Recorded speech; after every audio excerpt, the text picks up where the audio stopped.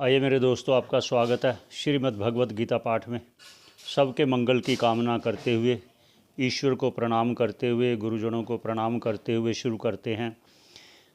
हमने विश्राम दिया था 7 नंबर श्लोक पर, और मैं क्षमा चाहता हूँ कि पहले मैं 8 नंबर श्लोक भूल गया था बोलना, और मैं 9 नंबर श्लोक पर चला गया था।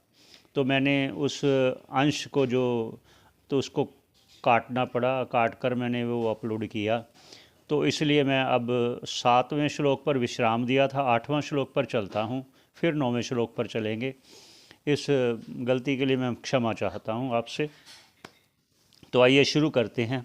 भगवान ने कहा कि हे अर्जुन, जो शीतोष्ण सुख दुख आदि को, जो गर्मी सर्दी को, मान अपमान को समभाव से देखता है, तो उसके आगे वो क्या कहता है, उसके आगे उसकी क्या स्थिति होती है, उसका क्या परिवर्तन आता है, या उसमें परिवर्तन अर्थात उसकी उन्नति, उसकी और उन्नति क्या होती है, इस विषय में, आत्म तत्व के विषय में और क्या उन्नति करता है।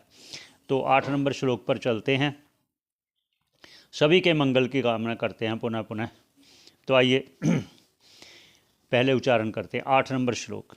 ज्ञान विज्ञान तृप्तात्मा कूटस्थो विजितेन्द्रियः युक्त इति उच्यते योगी समलोष्ट अश्म कांचनः। ऐसा भगवान ने कहा कि अब क्रम से, ये क्रम एक टूटना नहीं चाहिए था, वो क्रम टूटा था। 8 नंबर मैं नहीं बोल पाया, 9 नंबर बोलना शुरू कर दिया, तो इसलिए मैंने उतना भाग उसका डिलीट कर दिया कि क्रम टूटना नहीं चाहिए। इसलिए मैं फिर 8वां नंबर क्रम से शुरू किया, 7 से विश्राम दिया था। अब भगवान ने जो अर्जुन को कहा, तो वो अब भाष्यकार जी कह रहे हैं वो इस प्रकार है। ज्ञान विज्ञान तृप्त आत्मा। अब ज्ञान क्या है? ज्ञान ये है कि जब गुरुमुख से श्रवण करते हैं, शास्त्रों का, उपनिषदों का, भगवत गीता का उपनिषद श्रवण करते हैं, तो जो हम जानते हैं वो ज्ञान है। और उस जानने के बाद हम मनन और निधिध्यासन द्वारा उसका अनुभव करते हैं, वो विज्ञान है। ये दोनों में अंतर है। ज्ञान है जो सुना गया है, और जो सुने हुए को मनन द्वारा, निधिध्यासन द्वारा बार बार उस पर ध्यान लगाया जाए, विचार किया जाए, तो वो अनुभव अगर हो गया, वो विज्ञान हो गया। इसलिए ज्ञान विज्ञान तृप्त आत्मा। वो जब तृप्त हो जाता है, अनुभव जब करता है तो तृप्त हो जाता है।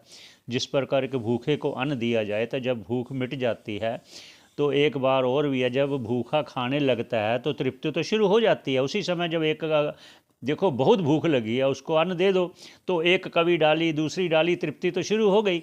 ऐसे ही जब वो इस लाइन में आता है तो तृप्ति तो शुरू हो जाती है। लेकिन जब पूरा पेट भर गया तो फिर कहता अब मैं तृप्त हो गया, अब नहीं चाहिए, बस अब कुछ नहीं, बस बस बस अब नहीं चाहिए कुछ।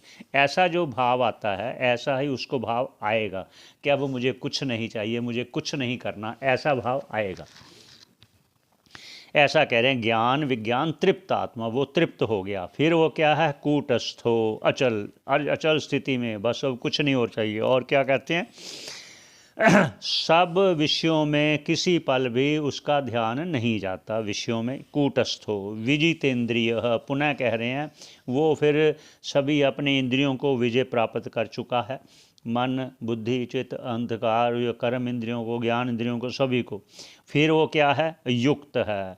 क्योंकि ये प्रसंग चला था योग आरूढ़ होने का, ध्यान में जाने का, तो इसलिए युक्त का अर्थात कि वो योगारूढ़ उच्यते, जो कहा ये योगी है, ये आरूढ़ हो चुका है। इति उच्यते, फिर आ गया वो युक्त इति उच्यते, ऐसा योगारूढ़ इति उच्यते। और योगी समलोष्ट अश्म कांचन, वो योगी है। वो योगी क्या है?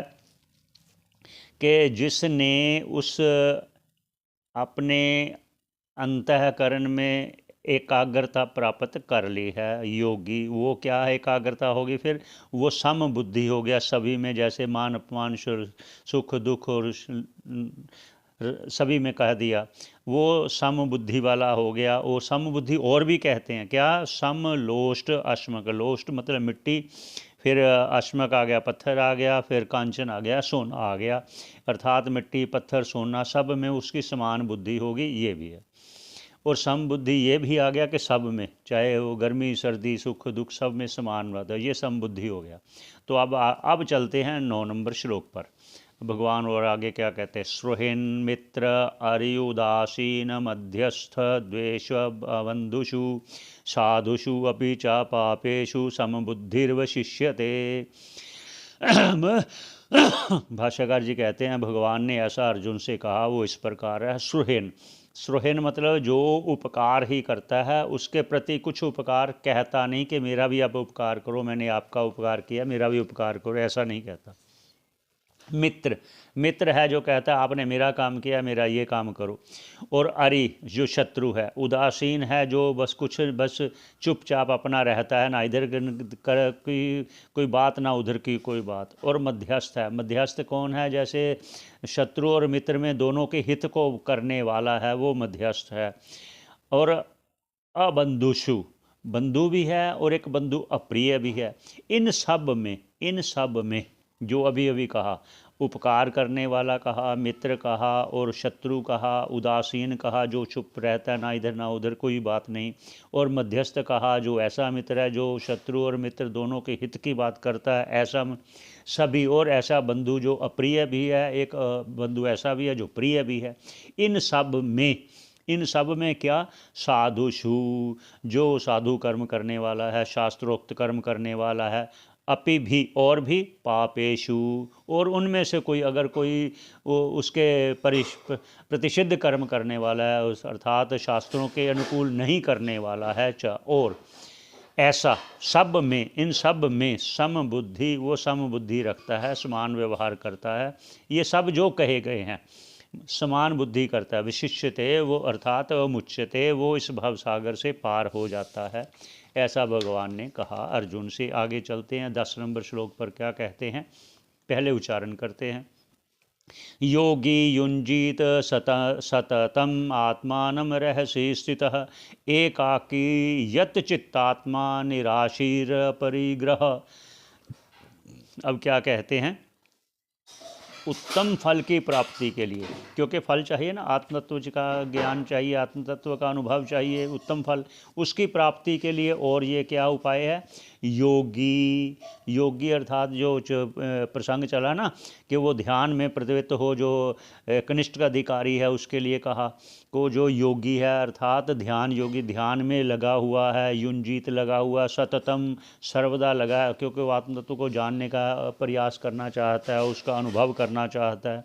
सततम आत्मानम एकाग्र मन होकर, रहसी एकांत में रह स्थित, रहसी एकांत में रहता है वो। फिर एकाकी अर्थात बिना किसी की सहायता के, यत चित्तात्मा, यत जो जित लिया है जिसने अपने सभी इंद्रियों को, मन बुद्धि को, चित्त आत्मा हो, देह और मन को जीत लिया है, निराशी है, कोई आशा नहीं है, तृप्त आत्मा है, कोई आशा नहीं, तृष्णा नहीं, कुछ नहीं है, वो निराशीर, अपरिग्रह, और कोई भी अपना सामग्री इकट्ठी नहीं करता, सामग्री इकट्ठी नहीं करता।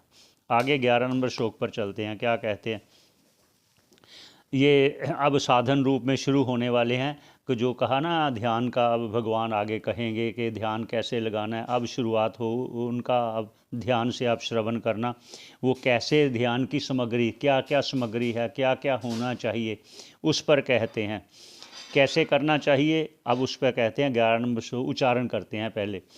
शुचौ देशे प्रतिष्ठाप्य स्थिरम आसनम आत्मनः नाति उचिच्छित्रम नाति नीचम चैल अजिन कुशोत्तरम।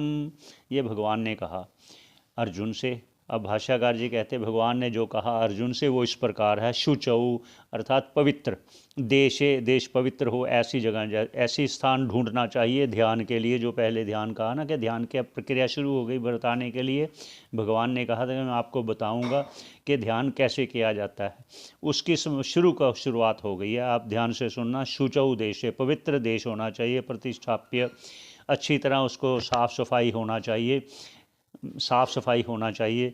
स्थिरम आसनम, और एक स्थान चुनना चाहिए जहाँ एक स्थिर होकर अपने आप में के चित्त लगाना है, ध्यान लगाना है। ऐसा होना चाहिए स्थान, जहाँ एक ही स्थान चुनना चाहिए। ये नहीं अभी इधर, फिर का शाम को उधर, परसों उधर, कल उधर, ऐसे नहीं, एक ही स्थान चुनना चाहिए। फिर वो ना अति उत्शित, ना ऊंचा हो ना अति नीचा, ना न नीचे हो। चैल अजिनम कुशोत्तरम, अब कहते हैं अब बैठोगे कैसे, आसन कैसा होना चाहिए, उसलिए कहते हैं सबसे पहले नीचे साफ सफाई हो गई, उसके ऊपर कुशा आसन बिछाना चाहिए, कुशा आसन बिछाना चाहिए। और यहाँ कह रहे हैं कि चरम आसन होना चाहिए, तब की बात है, लेकिन आजकल चरम आसन नहीं मिलता, तो आप कोमल वस्त्र बिछा सकते हो। पहले कुशासन, उसके बाद कोमल वस्त्र, उसके बाद और कोमल वस्त्र, तो 3 भाग ये होने चाहिए ऐसे। कुशा का आसन, उसके ऊपर कोमल वस्त्र, उसके ऊपर फिर कोमल वस्त्र। वो जो होगा वो फिर बार बार बदलना नहीं चाहिए, वो एक ही आसन होना चाहिए। ये नहीं है कि आज ये बिछा लिया कल को वो बिछा लिया। इसलिए ये ध्यान से चीज़ें बता रहे हैं।